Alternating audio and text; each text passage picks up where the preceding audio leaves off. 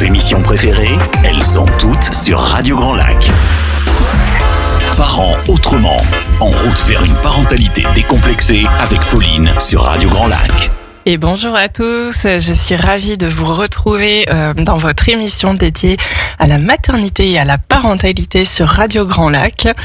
Aujourd'hui, je suis accompagnée de Katia Jana là-bas, que vous connaissez parce qu'elle est déjà venue. C'est la 4e fois, Katia, que tu viens, c'est ça ? Et oui, déjà. Bonjour Pauline. Alors, avec Katia, j'adore les sujets qu'on aborde, parce que forcément, il me parle, mais aussi parce que du coup, cette émission, elle fait vraiment la continuité avec l'émission d'il y a 2 semaines sur les violences éducatives ordinaires, puisque là, on va cette fois-ci s'attaquer à la fratrie, les frères et sœurs, et pouvoir les élever sans rivalité. Et vous allez voir en fait que on va reprendre finalement des concepts que j'ai pu évoquer sur les violences éducatives ordinaires. Et là, vous allez surtout avoir plein d'astuces et de ressources pour faire sans violence. Voilà. Et c'est une grosse affaire. Parce que forcément, en tant que parent de 2 enfants, on va être la personne face à des conflits, face à des problèmes, des fois des violences entre frères et sœurs. Et donc, ça va être tout un art de rester calme et de trouver une posture intéressante à la fois pour l'enfant et à la fois pour soi-même. Oui, c'est clair. Alors, comment on fait, comment on y va, comment on peut éviter la rivalité, la jalousie ou les compétitions entre les enfants ? Ça commence dès le plus jeune âge, très tôt en fait, finalement. Oui, en fait, ça commence presque dès l'annonce de la grossesse, en fait, ouais. de présenter finalement le fait d'avoir un petit frère ou une petite sœur de façon très objective, sans se projeter ni en positif ni en négatif, finalement de dénoncer un fait. Voilà, un bébé, ça pleure, parfois on sait pas pourquoi, parfois ça se réveille la nuit, et puis même si l'enfant se dit chouette, je vais pouvoir jouer, mais en fait le bébé il pourra pas jouer avec toi tout de suite. Ouais. Peut-être qu'au début, il faudra pas que tu sois déçu, mais en fait, tu pourras pas tout de suite interagir avec lui. Et puis, tu peut-être expliquer à l'enfant qu'en fait, il va y avoir un changement quelque part dans l'équilibre de la famille. C'est inévitable. Il va falloir que chacun retrouve sa place et que ça va prendre un petit peu de temps et que c'est normal et que on aura besoin d'être un peu patient, que tout le monde va avoir besoin de trouver ses marques et puis que les parents vont être fatigués au début, mais qu'ils continueront quand même à aimer le premier, moi j'aime bien l'image du cœur qui s'agrandit pour faire une place au 2e enfant, puis au 3e, puis voilà. Mais c'est vraiment un bouleversement pour un enfant de savoir qu'il va avoir un frère ou une sœur. Donc déjà, je pense de préparer l'enfant, c'est la première des choses. Ouais, c'est intéressant dans ce que tu dis parce que du coup, il y a comme des concepts que l'enfant va découvrir. Et on peut déjà nous faire un travail sur nous-mêmes en changeant notre vocabulaire, en disant tu vas pas être grand frère, grande sœur, ou tu vas pas avoir un frère ou une sœur, parce que l'enfant va tout de suite s'imaginer un enfant de la même taille que lui. Oui, c'est ça. Mais peut-être il va y avoir un bébé qui arrive. Et là, tout de suite, l'image du bébé, c'est pas la même dans sa tête, et du coup, ça peut l'aider à déjà conceptualiser. D'accord. Donc, je vais recevoir entre guillemets un bébé, mais pas tout de suite un grand frère ou grande sœur. Et j'irais même un peu plus loin. Alors, je sais pas ce que tu en penses, mais moi, je serais d'avis de dire tout de suite à l'enfant, voilà, je suis enceinte. Et puis de dire, pour le moment, je ne sais pas si le bébé va arriver. Parce que finalement, malheureusement, s'il y a une interruption, en fait, l'enfant va le ressentir et puis la famille va en être bouleversée quoi qu'il se passe. Donc moi, je suis pour dire les choses aux enfants. Ouais. Je suis aussi de ton avis, mais c'est vrai que je rencontre beaucoup de parents qui ont du mal, qui attendent plusieurs mois, des fois même la fin du 2e trimestre. Ils sont ils ont très peur en fait, et à la fois du coup ce que je constate finalement c'est qu'ils sont pas forcément en tant que parents à l'aise avec ce sujet, avec leurs émotions, avec tout ça, et pour autant je suis tout à fait d'accord avec toi. On a tout à gagner à pouvoir dire à notre enfant, même dès le désir de conception, dès qu'on a envie d'avoir un autre bébé, un autre enfant dans la famille, de lui dire t'aimerais bien qu'il y ait un bébé dans le ventre de maman, t'es d'accord, t'es pas d'accord. Et il a le droit, en fait, de pas être d'accord. Ça veut pas forcément dire qu'on accorde, s'il est pas d'accord, qu'on va respecter son pas d'accord. Ça, c'est aussi lui montrer que, il est entendu, que pour autant, avec papa-maman, on a aussi décidé de faire des choses autrement parce qu'il y a d'autres choses qui sont plus grandes, hein, qui le dépassent. Ouais. Mais vraiment, dès le désir de conception, de déjà prendre la température, c'est intéressant. Mais oui. Moi, mon fils m'avait dit, oui, je suis d'accord, mais pas tout de suite. C'est mignon. Mais tu sais que les enfants, ils le sentent parce que Ils sentent. c'est fou. Ouais. Avant même que je dise à mon mari, allez, feu vert, je suis prête. Ouais. Je vois mon aîné qui prend la poupée et puis qui la serre contre lui, puis qui lui donne il lui donne le biberon. Puis je me dis, mais c'est fou, t'as déjà tout compris. C'est ça. C'est dingue. C'est ça. Et c'est vrai que, comme tu dis, le bouleversement, s'il doit arriver, ils vont être là, ils vont le voir. Et au contraire, ce qui va créer des situations de conflit un petit peu entre le parent et son enfant, c'est que l'enfant n'est pas dupe. Il voit bien que émotionnellement, c'est difficile, qu'il s'est passé quelque chose. Et c'est hyper douloureux pour lui d'être gardé en dehors de ça et de ne pas savoir. Mais qu'est-ce qui se passe? Lui, il s'imagine tout. Il s'imagine peut-être un danger. Il s'imagine quelque chose de très, très grave. Et ne pas savoir, en fait, ça va pas du tout aider dans la construction, en fait, de la relation. Voire même, en fait, c'est un apprentissage qu'on lui offre de dire, la vie, c'est pas toujours tout beau, tout rose. C'est un petit peu l'écho à l'éducation positive, sans limite et sans cadre. Oui, non. Et oui. Voilà. Oui aux émotions et non au comportement. Puis ça, on va encore le redire. Voilà. Hein, aux comportements qui sont pas acceptables. Et donc, du coup, oui, moi, je suis assez partante de ça. Et d'ailleurs, du coup, il y a une ressource qui est intéressante pour parler de ça. C'est déjà des livres sur la naissance parce qu'un enfant, c'est abstrait. C'est quoi une naissance? Qu'est-ce qui va se passer? Et surtout, c'est qu'il y a des parents qui ont des projets de naissance qui sont bien différents. Il y en a qui vont naître à l'hôpital, il y en a ça va être à la maison. Ouais. Donc ça aussi, ça peut être difficile de comment j'aborde le sujet avec mon enfant. Donc là, je voulais juste vous citer rapidement des ressources qui ont pu être soutenantes pour bien des parents.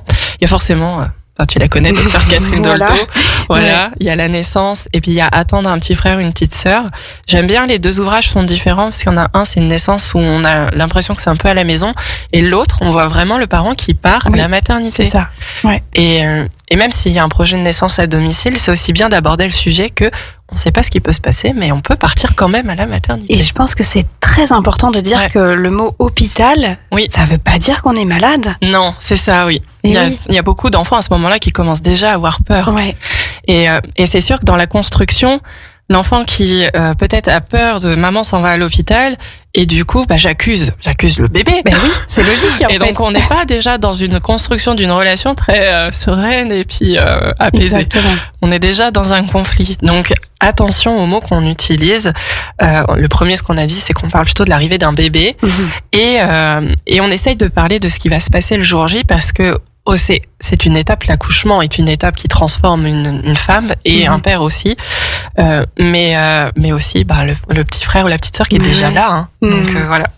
Donc ça peut être sympa. Donc sur Dolto, on a aussi Ma mère, c'est la plus forte, une histoire sur la naissance. Et vraiment ce livre, donc là, il est vraiment détaillé sur qu'est-ce qui se passe pendant le travail. Et oui. Ça, c'est intéressant. Même s'il y a un transfert ou quoi que ce soit, ou même si la naissance a lieu en maternité, ça peut être bien de pouvoir nommer nos besoins pendant l'arrivée de cet enfant. Ouais. Et puis, le dernier, c'est une illustratrice belge qui s'appelle Gaëlle, qui a fait Comment naissent aussi les bébés. Et là, on est plus sur du maternage proximal aussi. On voit l'enfant qui est porté en écharpe. On voit plus de choses. C'est bien pour que l'aîné puisse se projeter de ce qui se passe après, une fois que le bébé arrive. Qu'est-ce qui va se passer? C'est ça. Qu'est-ce qui va se passer? Ouais. Et donc, du coup, accueillir ce que l'enfant a sur le cœur dès l'arrivée du deuxième, n'est-ce pas? Ouais. En fait, je pense que c'est très important de pouvoir permettre à l'enfant vraiment de dire ce qu'il ressent, quitte à ce que ce soit des phrases qui peuvent faire mal en tant que parent, mais je n'aime pas le bébé. Ouais. Et en fait, c'est normal quelque part. Parce que voilà, il y a, comme je le disais tout à l'heure, il y a un bouleversement, un changement d'équilibre, et puis presque certains ont envie de s'en débarrasser. Ouais. Et puis, en fait, c'est pareil, alors suivant l'âge de l'aîné, mais quand on a 5 ans, 6 ans, la mort, on sait pas ce que c'est finalement. Ouais. Donc on dit je veux passer le bébé par la fenêtre parce qu'en fait pour eux il y a pas de conséquences, ils savent pas ce que c'est matériellement, ils se représentent pas. Et puis j'ai envie de faire le parallèle avec la mimésis et la catharsis d'Aristote en fait, où pourquoi ces pièces de théâtre, ces tragédies grecques aussi sanglantes, parce que finalement si on peut assister à, enfin Aristote disait qu'en assistant à une tragédie grecque, en fait on vivait en fantasme ce qu'on pouvait pas faire, aller tuer son voisin par exemple, c'était lourd de conséquences, mais finalement quand on assistait à une tragédie où tout le monde se faisait zigouiller, quelque part, on pouvait réaliser en fantasme ce qu'on pouvait pas faire dans la vie. Et donc autoriser l'enfant à dire j'aime pas le bébé, je voudrais qu'il soit plus là. Déjà voilà, on pose les choses et après évidemment on va lui dire c'est pas possible. Mais une fois que c'est dit, t'as le droit de le dire, t'as le droit de le ressentir et ça veut pas dire que t'es méchant. Et c'est un sentiment en fait qui est légitime et qui est assez courant. Finalement. C'est hyper intéressant ce que tu dis parce que finalement on a envie de réfréner ces mots-là, de dire comment ça tu veux tuer ton petit frère, le bébé, tout ça, non, c'est pas possible. Et du coup on est dans la négation de ce que l'enfant et on va peut-être même renforcer parce qu'on nie ce qu'il ressent et on lui dit que c'est interdit, ça va peut-être renforcer encore plus ce sentiment. Alors que si on lui laisse cette place pour parler, poser ses mots, et du coup on va en fait résoudre rapidement un conflit, il va pouvoir passer à autre chose. Exactement. Alors que finalement, si on lui dit non, pourquoi tu dis ça, tu n'as pas le droit de dire ça, mais c'est ça qui va occasionner de la rancœur et qui va peut-être faire que quand on aura le dos tourné, il va s'en prendre au bébé, tout simplement. Ouais, c'est ça. Et on voit des enfants qui peuvent taper le bébé ou quoi, et c'est pas évident de gérer ça. C'est ça. Donc c'est toujours vraiment, en fait, offrir un espace pour accueillir l'émotion, quelle qu'elle soit, la pensée de l'enfant, lui laisser dire ce qu'il a à dire. Et ensuite, nous, on est là en tant que parents, et ça, c'est peut-être le plus dur à faire, c'est juste d'être dans l'accueil et pas dans le jugement de ce qu'il est en train de dire, l'enfant, et juste de dire t'as le droit de penser ça, c'est ok. Et après, oui, les comportements non acceptables, ça c'est sûr que non, tu vas pas lancer le bébé par la fenêtre. Ça c'est pas possible. Ça c'est pas possible, c'est pas entendable. Mais par contre, tu as le droit de ressentir cette colère en toi et toutes ces choses qui font que tu te sens pas confortable, tu te sens pas bien avec ce bébé qui vient d'arriver.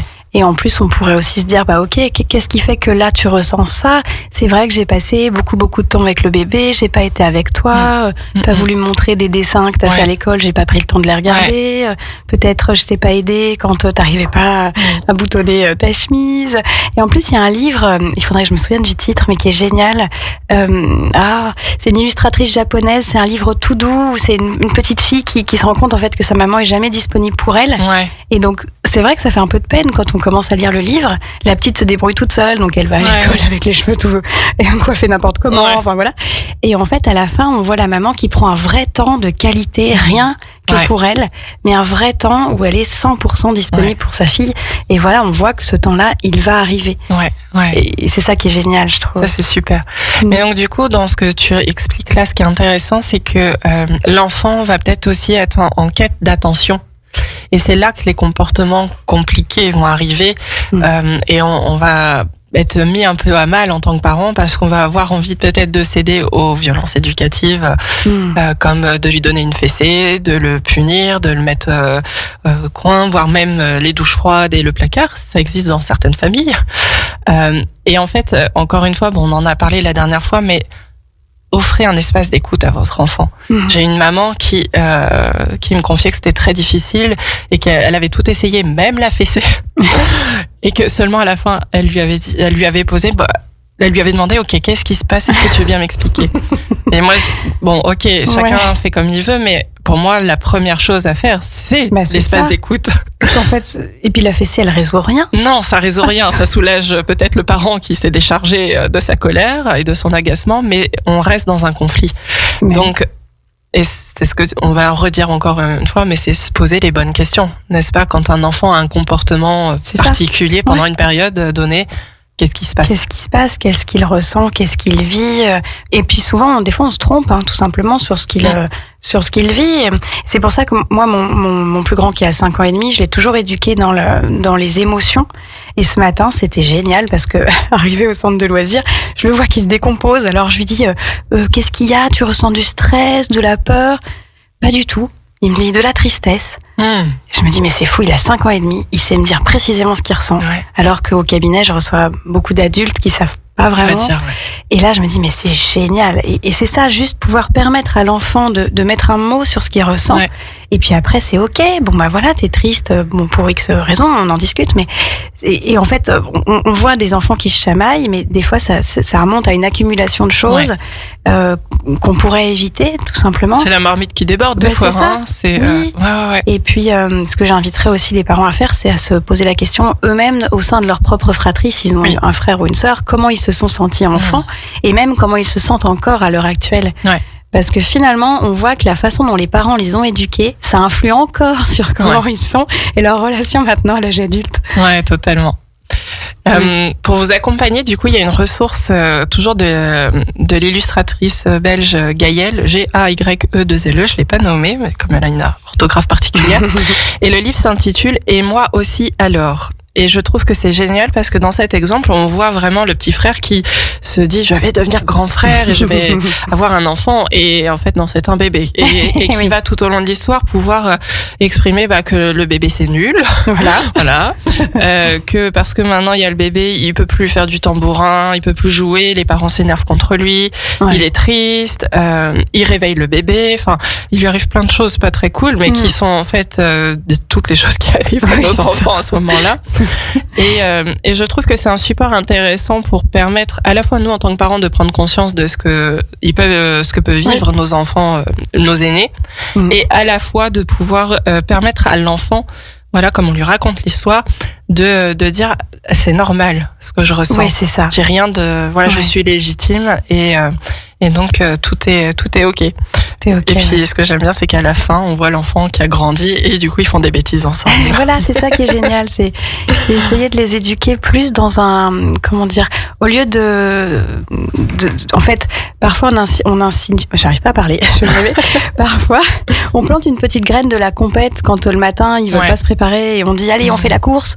Eh bien, faites-la ensemble. Voilà. En fait, essayez de vous allier tous les deux, les enfants contre les parents. Dans ces cas-là, c'est différent. C'est comme un jeu participatif. Ouais. Et c'est ça, d'essayer toujours de se dire, ok, faites une alliance, quitte à ce que ce soit contre nous.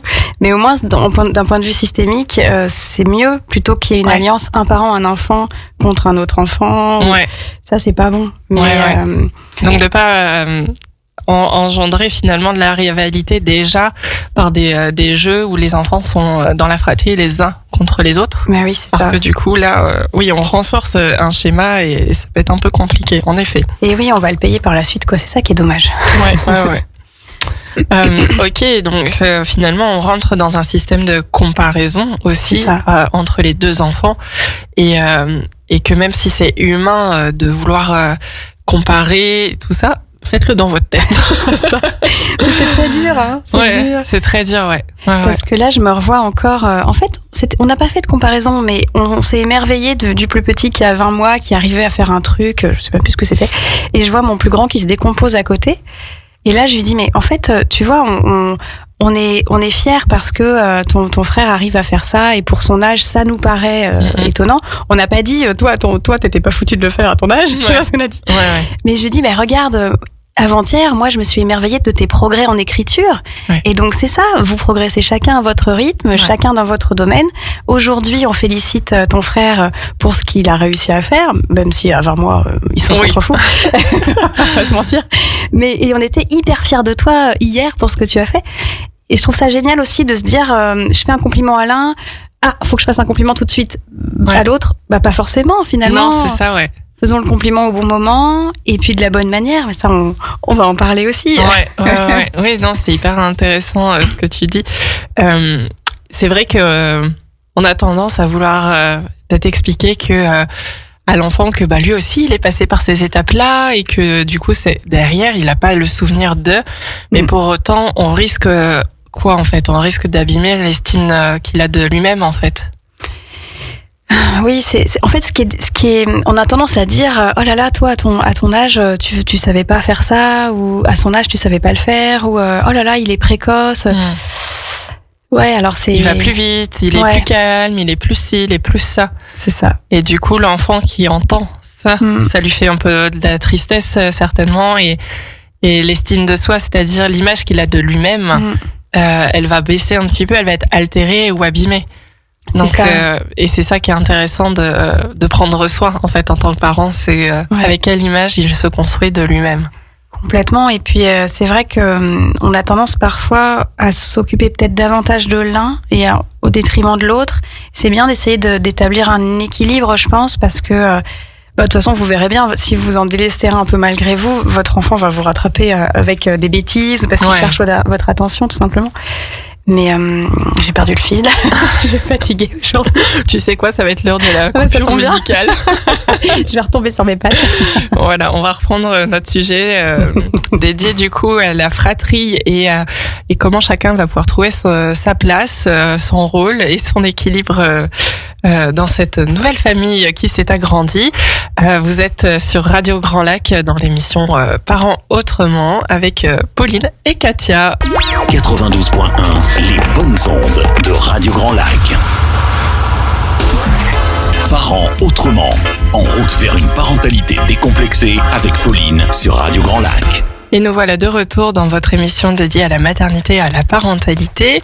Je suis accompagnée de Katia, Jana, là-bas, avec qui on parle de la fratrie, des rivalités, de l'équilibre de la vie de famille quand celle-ci s'est agrandie. Si vous nous rejoignez en cours de route, sachez que vous pourrez réécouter le début de l'émission ainsi que toutes les autres émissions sur la chaîne YouTube de Radio Grand Lac et aussi sur le podcast Parents autrement sur Spotify, Apple et Deezer maintenant. On était en train de parler, Katia, n'est-ce pas, des comparaisons. Voilà. Et que même si tous les enfants sont uniques et qu'ils ont des comportements différents, on ne peut s'empêcher de se dire tiens, lui il faisait ça différemment ou pas au même âge et même ou si c'est pas nous en tant que parents qui le faisons, ce sont les grands-parents. Oui, c'est ça aussi. Qui constatent des différences et qui les nomment assez fréquemment dès qu'ils les voient. Alors comment on peut faire pour un peu éviter un peu les étiquettes et de donner des rôles quelque part, parce que c'est ça un peu le danger des étiquettes, n'est-ce pas ? Oui, c'est ça. Mais en fait, finalement, c'est marrant quand tu as parlé de comparaison, je me suis dit, mais en fait, les parents comparent aussi par rapport à leur propre vécu au sein de leur propre fratrie, quand ils étaient enfants. Et on a tendance, en fait, à traiter les enfants selon leur ordre de naissance. Je sais pas si tu as remarqué, mais en tout cas, moi, je me rends compte que je suis beaucoup plus exigeante avec mon aîné depuis que le petit est arrivé, alors que mon aîné n'a que 5 ans et demi. Donc, au final, c'est pas très juste.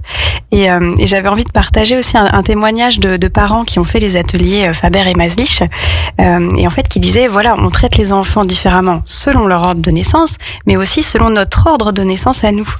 Et donc il y avait un témoignage d'une maman qui parlait de sa famille, de son couple.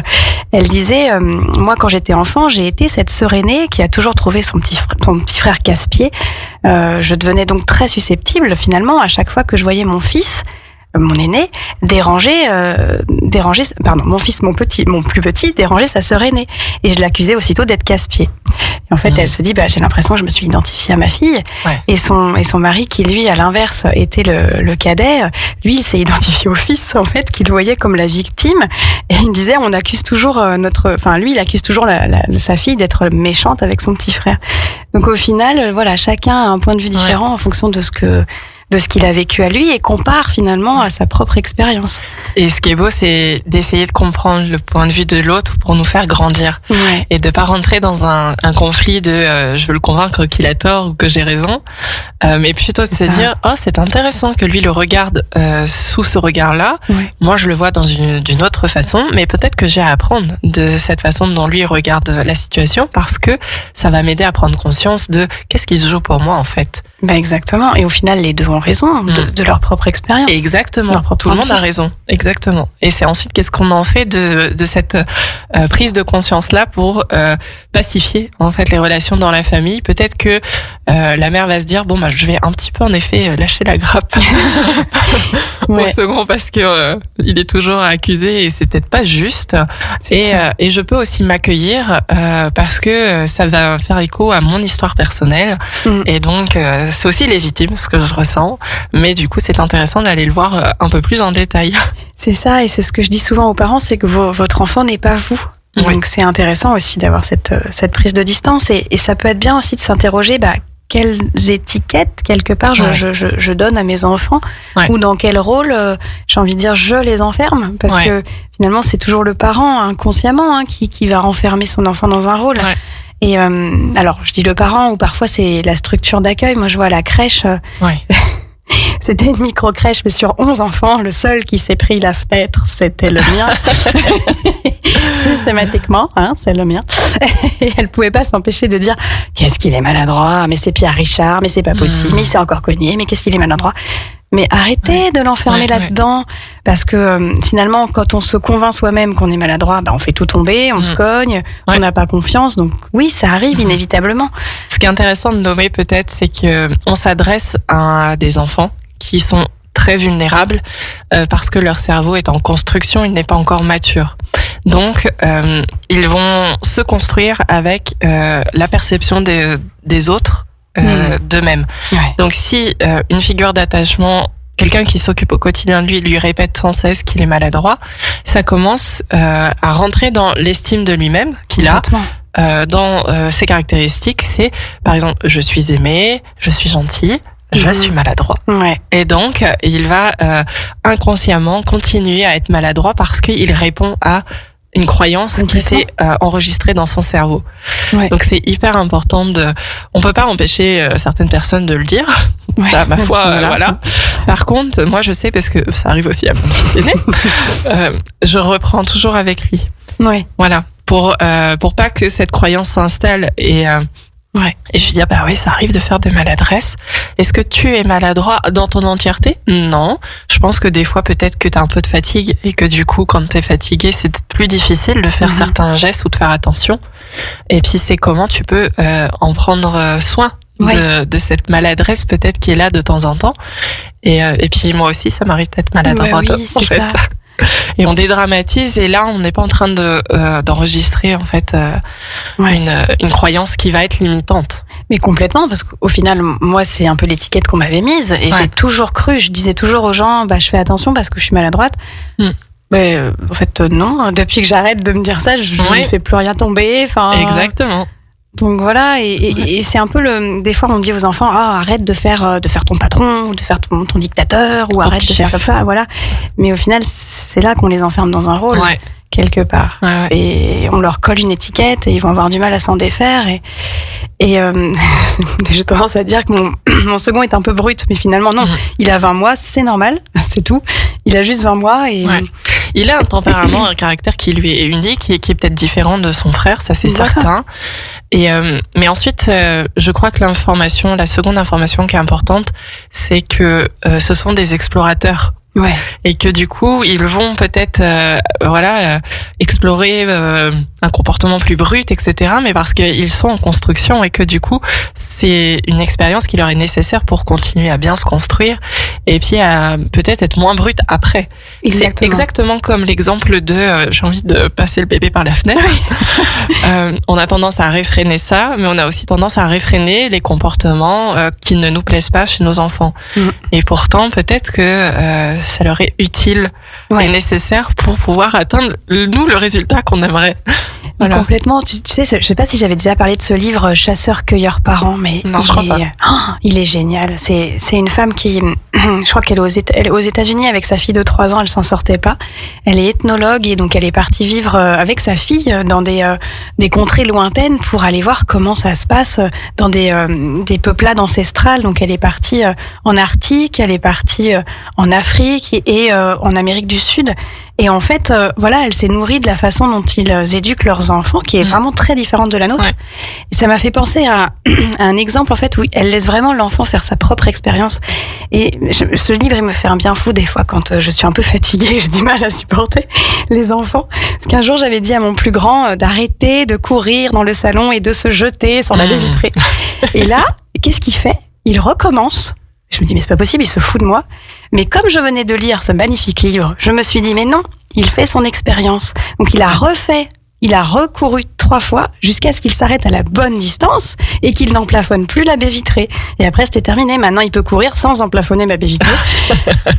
En fait, je l'ai autorisé à faire son expérience et je me suis pas dit, cet enfant se fout de moi. Exactement. Voilà. c'est hyper intéressant. Dans le même genre, ça fait écho aussi à un livre que j'ai lu juste pour qu'on n'a pas la suite de l'histoire et du coup on a comme envie de nous forcer l'histoire dans la direction qui nous semble juste. C'est l'histoire, on est sur le thème de Noël en ce moment en plus, d'un petit ourson en fait qui cherche un refuge pour passer la nuit. Il tombe dans un terrier de renard et la maman renard lui dit tu t'en vas. Il grimpe dans un arbre où la petite maison des hiboux lui dit tu t'en vas aussi. Et puis il tombe enfin dans une maison où il y avait une petite fille qui attendait un ami pour jouer. Et là, c'est génial, ils jouent ensemble, ils dorment après, ils s'endorment, etc. Et à la fin, on voit l'image de la maisonnée, puisque du coup, le petit ours ne va jamais la quitter. Et on voit le renard et la chouette qui sont là aussi, qui observent. Et vraiment dans l'approche systémique, de se dire, bah oui, mais c'est parce que le renard et la chouette ont dit non, qu'il a pu vivre ça. Ouais. Et c'est très triste, quand on a ce nom qui est là, on a envie de se dire, ils auraient pu faire.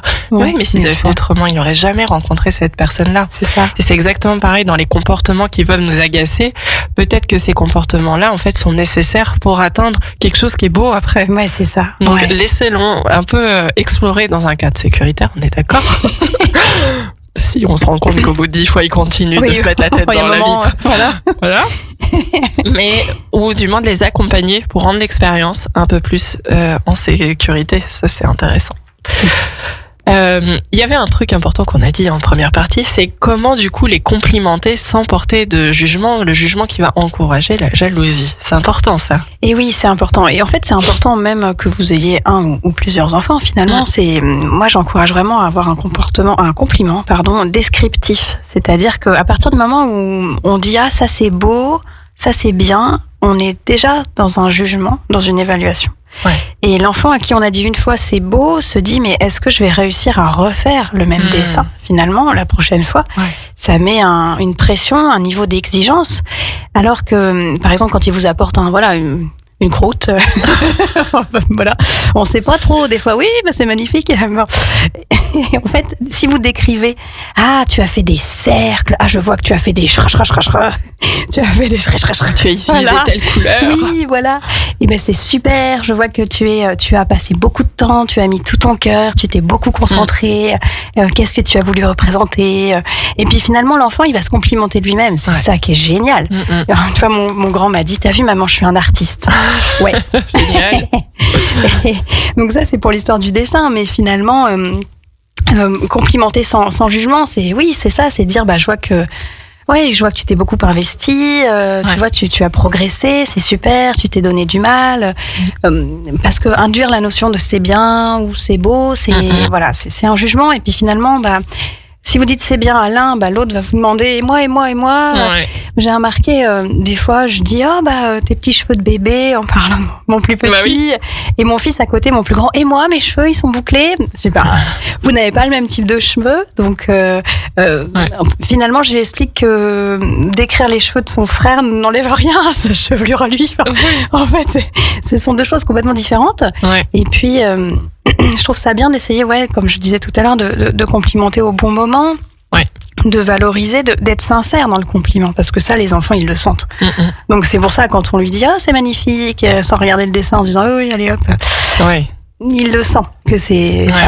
Et là, on vient encore altérer l'estime de soi, papa, maman ne me regarde pas ou ne me donne pas l'attention que je recherche quelque part. C'est ça, et puis moi j'hésite pas des fois aussi à valoriser les comportements en disant, là, tu vois, je vois que ton frère t'a embêté dans le canapé, mais tu as pris sur toi, c'est bien, tu n'as pas surréagi, ou tu ne l'as...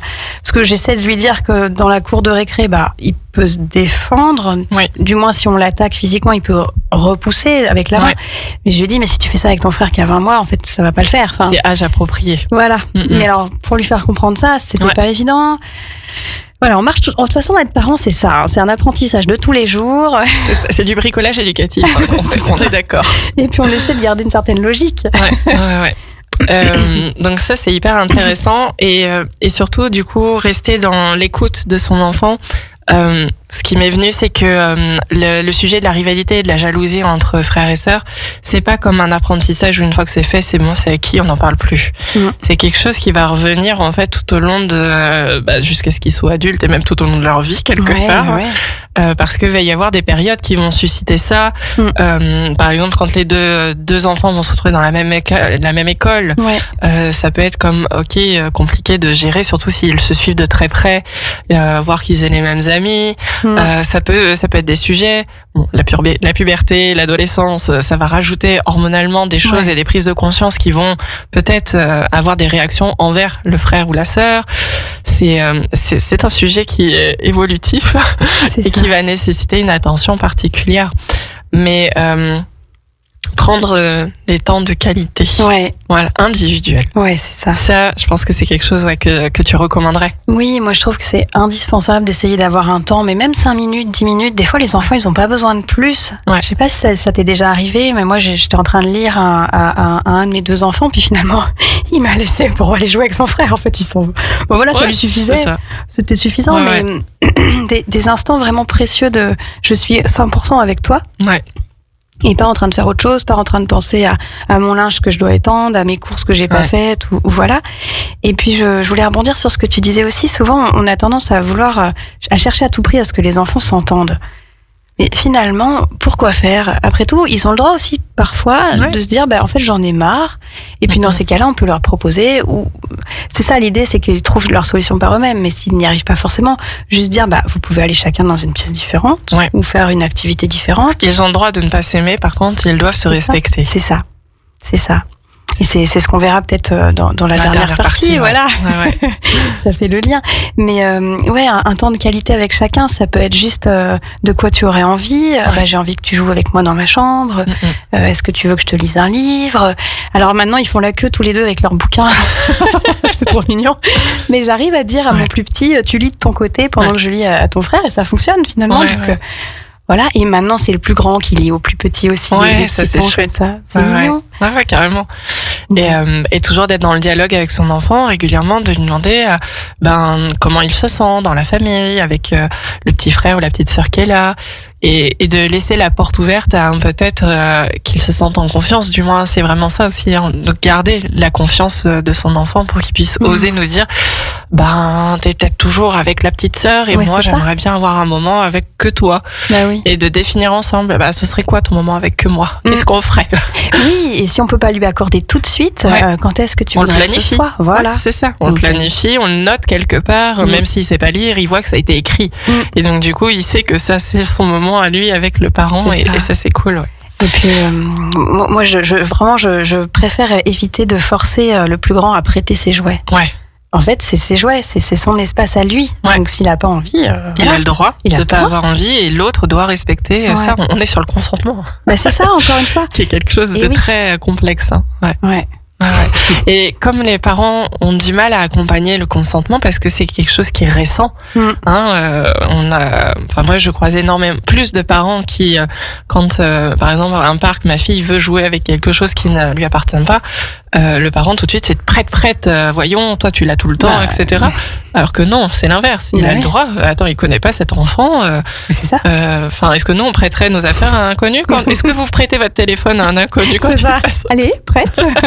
Je crois pas. Donc c'est pareil pour lui. Donc d'être dans ce respect que l'enfant qui doit prêter, en fait il ne doit pas prêter. S'il a envie, il peut prêter. Et s'il n'a pas envie, on peut aussi mettre un cadre à ça. Quand il a fini, il pourra passer le jeu. Voilà, le deuxième pourra jouer avec. C'est ça. Ou alors, est-ce qu'il est d'accord pour faire ensemble, si c'est possible. Mais de les accompagner en une fois, comme tu dis, trouver la solution par eux-mêmes, mais pas forcer en effet à aller dans un sens. Et oui, parce qu'en plus, ce sera toujours le même sens. On va pas demander au plus petit de prêter ses jouets au plus grand. Enfin, ça sera moins. Et du coup, ça c'est complexe. Bon, restez avec nous. Vous êtes sur Radio Grand Lac dans Parents Autrement, votre émission de la parentalité et de la maternité. On fait une dernière courte pause musicale et puis on attaquera notre dernière partie d'émission dédiée à la fraternité.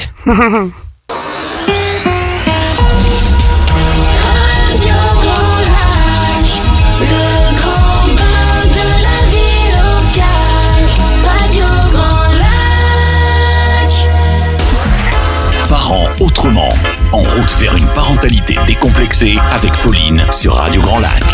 Et nous voilà pour notre dernière partie d'émission dédiée à la fraternité, la rivalité, la jalousie, comment faire sans. Je suis avec Katia Janin là-bas. Et on va terminer notre émission sur... alors là, on en était à justement de ne pas chercher à ce que les enfants s'entendent à tout prix, qu'ils ont le droit d'exister par eux-mêmes. Et comme ils ont le droit de ne pas vouloir prêter ou de... Voilà. Ils sont légitimes en fait dans leurs choix, dans leurs émotions. Et du coup, ce que j'aime toujours dans ton approche, et tu vas pouvoir nous en dire plus, c'est quand nous on est là, parce que finalement c'est le rôle on est un peu la police, qui est toujours en train de gérer des disputes et des conflits. Et je pense que c'est hyper soutenant pour des parents d'avoir une autre approche de comment ne pas être la police. C'est ça. Voilà. Alors comment on fait, Katia, quand nos enfants se disputent, quand et comment intervenir? Moi j'ai envie de te dire, soyez la Suisse. Intéressant. En fait, ce que j'avais dit une fois à un papa au parc, je lui avais dit, moi, je prends le parti de ne pas prendre parti. Ouais. Et en fait, mais franchement, ça marche du feu de Dieu, quoi. Mais oui. Mais depuis que mon aîné va au parc, donc il avait quoi, allez, on va dire 18 mois quand même, qu'il puisse comprendre un peu. Mais bah voilà, je voyais les enfants qui se jetaient sur le même camion, et puis ils me regardaient, les enfants, genre, dis quelque chose. Je l'ai vu en premier. Et moi, je leur ai dit, je suis sûre que vous êtes capables de trouver une solution par vous-même qui convienne à tous. Et ben, alors, juste le temps qu'ils intègrent la phrase, ils se sont regardés, il y en a un qui a lâché le camion, l'autre qui est parti faire autre chose. Terminé. Ok. Voilà. Incroyable. Moi, ça m'allait très très bien. Et puis, bon, des fois, si ça fonctionne pas, à ce moment-là, on intervient. Et ça, on va voir comment on peut faire. Mais toujours, en fait, rester neutre. Ouais. Dans la mesure, effectivement, où il n'y a pas un enfant qui s'est pris un crayon dans l'œil. Voilà. Mais, évidemment. Tant que c'est pas dangereux, restez neutre et décrivez ce que vous voyez. Ah, je vois 2 enfants qui veulent jouer avec le même jouet. Il n'y a qu'un seul jouet. Comment vous pourriez faire? Et puis là, ça réfléchit, ça mouline. Voilà. Laissez vraiment ce temps, en fait, aux enfants d'intégrer. Et puis, en fait, ça va se faire tout seul. Vous n'aurez rien à faire. C'est juste un peu de patience. Essayez juste d'attendre de voir ce que ça va donner. Et je vous assure que ça marche, quoi. Et souvent, il y en a un qui prend le lead et qui dit, bah voilà, je te prête la moto, mais après, ça sera mon tour. Ou alors, je te le passe maintenant, mais tu me le rendras. Enfin, ou c'est moi d'abord. Enfin, bref. Mais ils y arrivent toujours. Ouais. Donc ça marche quand ils sont tout petits, mais si on commence déjà dès le plus jeune âge à leur inculquer finalement que c'est à eux de se débrouiller, mais ça va les accompagner par la suite. Et c'est pareil finalement, c'est quand mon fils qui est en dernière section me dit oui, on m'a fait ça dans la cour, je suis allée le dire. Bah, j'ai envie de dire, mais en fait, t'es tout à fait capable de te défendre tout seul. Donc, et ça c'est, voilà, si on commence déjà à leur dire, bah, trouve tes propres solutions. Déjà, voilà, ça construit une solide estime de soi. Et puis après, ils se débrouillent.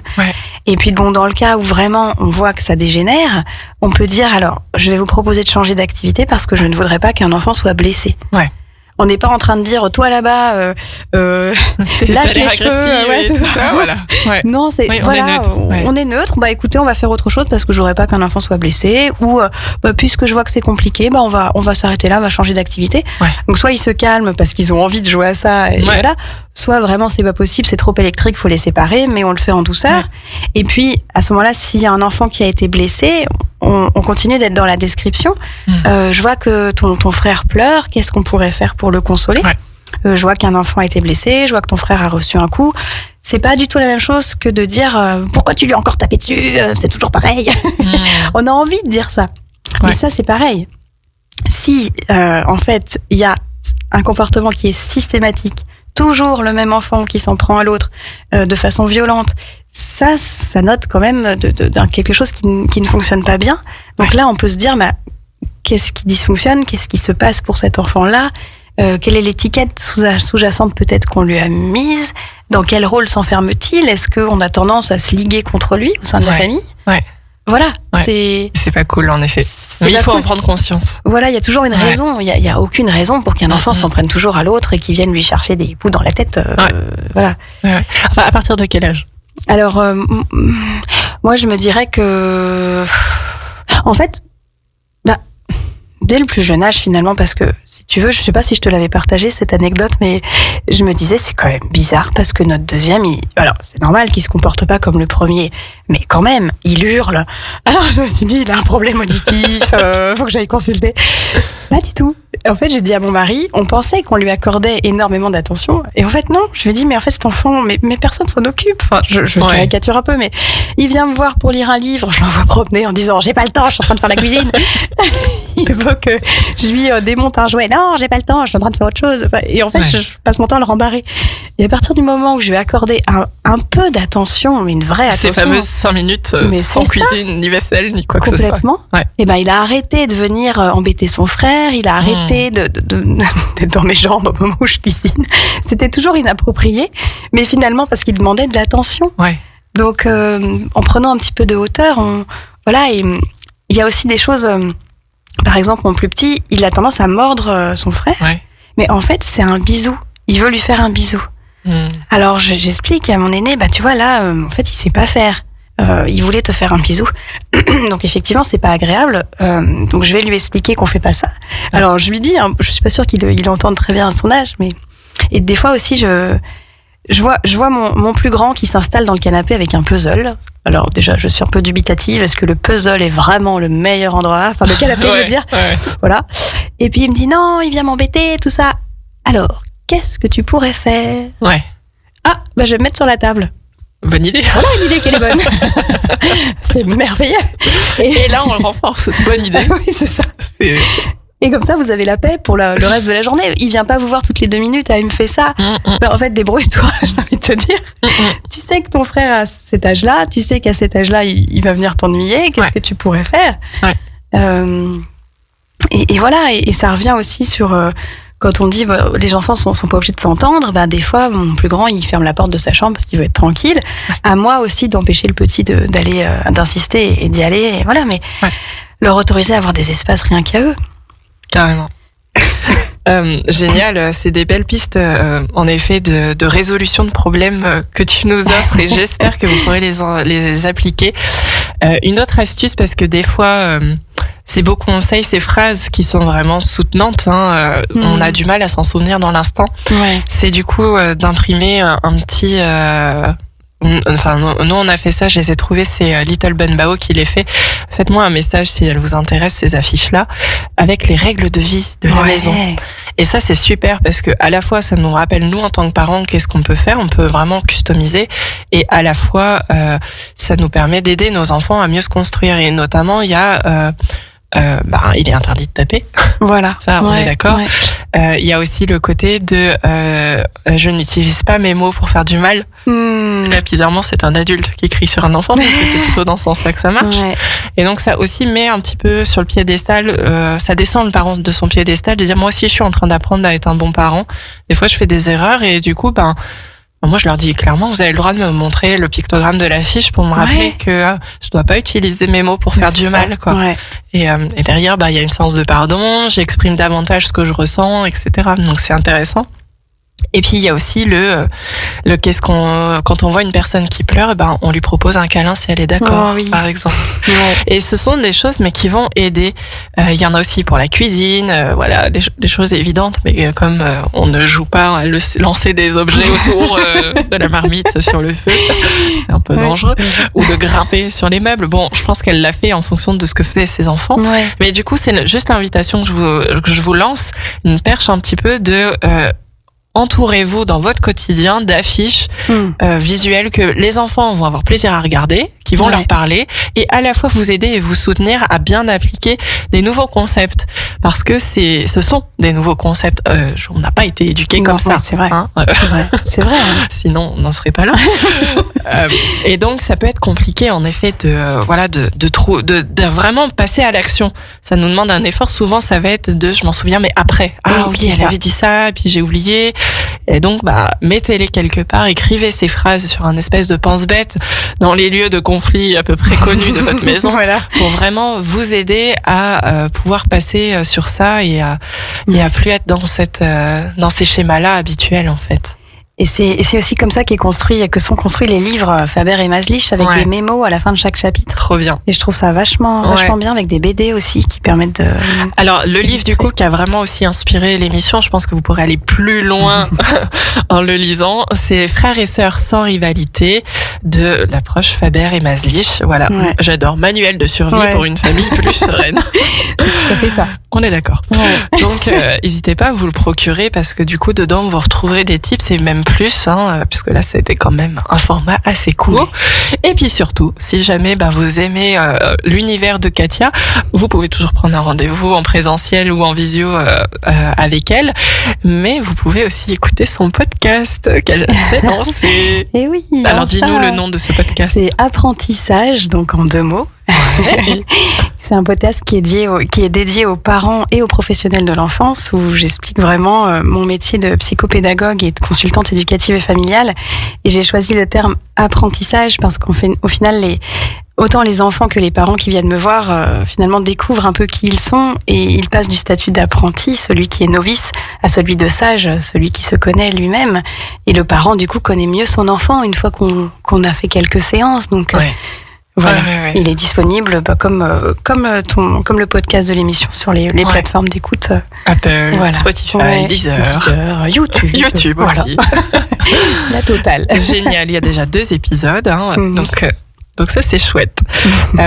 Super. Et la dernière chose que je voulais vous mentionner parce que on a toutes les 2 conscience que ça peut être épuisant en fait au quotidien de gérer, d'être la police, de gérer ces conflits continus. Et de se sentir démuni, de plus trop savoir, voilà, comment je peux faire autrement, mais déjà comment je peux faire tout court, c'est complexe. Et donc du coup, c'est aussi pour ça que moi j'ai lancé l'initiative donc sur Aix-les-Bains des cafés des parents. Mais on peut en trouver assez dans toutes les grandes villes. Maintenant, il y en a de plus en plus. Regardez si près de chez vous il y a un café des parents. Voilà, c'est un groupe de parole tout simplement. Vous pouvez venir avec ou sans l'enfant, ça dépend de son âge et puis du cadre de la personne et vous allez pouvoir dans ces groupes de parole proposer parler de votre quotidien, de ce qui vous pèse, un petit peu c'est personnalisé là et repartir avec déjà une écoute d'avoir pu vider un peu son sac et puis d'avoir des ressources. Voilà, des choses auxquelles vous auriez pas pensé, ou alors d'aller voir, tiens, telle ressource, je la vois souvent, mais j'arrive pas à la mettre en place. Tiens, pourquoi? On va aller, on va voir ça. C'est intéressant. C'est aussi intéressant de faire ce bricolage éducatif personnalisé en fonction de qui on est et de comment on peut vivre les choses et tout ça. Oui, puis on se nourrit aussi des expériences des uns et des autres. Moi, je le voyais dans les ateliers que j'animais, justement les ateliers Faber et Maslich. C'est hyper intéressant d'écouter simplement le vécu des autres et ça a un effet miroir en fait. Ouais. Donc on se nourrit et on apprend plein de choses. Exactement. Moi je dis toujours que le groupe qui se crée, il est pas par hasard, que chaque histoire de chaque personne va venir résonner et qu'on va vraiment apprendre sur soi juste en écoutant l'autre. Ouais, c'est génial. Allez, un dernier petit mot parce que du coup c'est quand même bientôt Noël. Un dernier petit conseil pour ces parents qui, moi inclus, qui vont devoir peut-être gérer l'ouverture des cadeaux.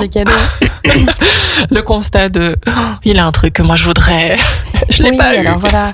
C'est vrai que c'est pas évident. Après, je pense que l'idée, ça serait d'essayer d'avoir un nombre de cadeaux à peu près équivalent pour les enfants. Puis après, suivant leur âge, tout dépend aussi de ce qu'on offre. Mais moi, j'aime bien dire que, en tout cas, quand j'achète une nouvelle chose, c'est en fonction du besoin. Ouais, le besoin. Le besoin de l'enfant. Là, je fais une digression, mais c'est comme à table. Finalement, pourquoi il en a plus que moi? En fait, il est plus grand, donc il a plus besoin. Ouais. Et peut-être que pourquoi est-ce qu'il a eu une voiture télécommandée? Il en avait besoin parce que la sienne était cassée. Ouais. Après, il voudra peut-être bien te la prêter quand il aura joué avec, quand il aura profité de son jouet. Et peut-être que toi, tu auras envie de prêter telle chose ou pas d'ailleurs. Mais voilà. Et on peut aussi se dire, finalement, si vous mutualisez les jouets, vous en avez plus chacun. Ouais. Ça, c'est intéressant. Ouais. Toujours dans l'idée d'avoir cette cohésion et de faire les choses ensemble. Bien sûr, tout en respectant l'espace. C'est-à-dire que je demande avant de prendre le jouet et j'accepte qu'on me dise non, là tout de suite, c'est pas le moment. Mais je te le prêterai plus tard. Voilà. Finalement, c'est favoriser l'équipe et ne pas rentrer dans ce schéma de c'est pas ton jouet, c'est le sien, etc., quoi. Essayer d'amener un peu de douceur, d'apaiser, et puis d'amener la temporalité. Ouais. C'est cette chose qui leur manque, en fait, cruellement, mais parce que pour eux, c'est une notion qui n'existe pas. Non. Super. Je crois que ça serait chouette qu'on se prévoie une autre émission, parce qu'on a beaucoup parlé des enfants petits, mais des ados quand ils grandissent. Je pense que ça serait pas mal. Surtout que c'est un vaste sujet et il y a beaucoup de besoins. Ouais, il y a beaucoup de besoins et puis ça peut être un peu plus violent. Ouais. Oui, c'est vrai qu'après, on rentre dans d'autres types de difficultés. Ouais. Ça peut être un peu sévère et pour le parent et pour la fratrie. Donc, je crois qu'une des prochaines émissions, ce sera ce sujet-là. En tout cas, merci Katia. C'était un vrai plaisir de t'avoir avec nous sur Radio Grand Lac. C'était ma dernière émission de l'année. Voilà. On se retrouvera en janvier avec le grand plaisir. Donc, d'ici la prochaine prise d'antenne, je vous souhaite sincèrement de passer des belles fêtes de fin d'année. Voilà, de trouver le calme et la sérénité dans les petites secondes qui apparaissent comme ça. Voilà. Et un exercice que j'aime bien, c'est d'offrir de la gratitude. Pour vous-même, en fait, surtout. Pas diriger vers les autres, mais essayer de trouver, de quoi je peux être content, fier ou heureux de ma journée, simplement. Ou de l'année passée. Ou voilà, et juste de pas rentrer dans ce truc des bonnes résolutions, mais juste de se gratifier, de qu'est-ce que j'ai réussi à faire cette année, ce jour-ci, et ça peut être un exercice qui apporte autre chose, et à faire avec les enfants. Ils adorent, on l'a fait, ils adorent écrire des petits trucs j'ai adoré faire le sapin de Noël. Oui, voilà, c'est génial. Ouais, c'est chouette. Et comme compliment, ça peut être ça. J'ai adoré partager ça avec toi aujourd'hui. J'ai beaucoup aimé ce moment. J'ai beaucoup aimé, je sais pas, ce dessin. Quand tu as dit ça m'a beaucoup plu. Et voilà, c'est un petit compliment. Voilà. Facile. Super. Passez une bonne fin d'après-midi sur Radio Grand Lac. C'était Pauline et Katia de l'émission Parents Autrement. Radio Grand Lac 92.1. Radio Grand Lac.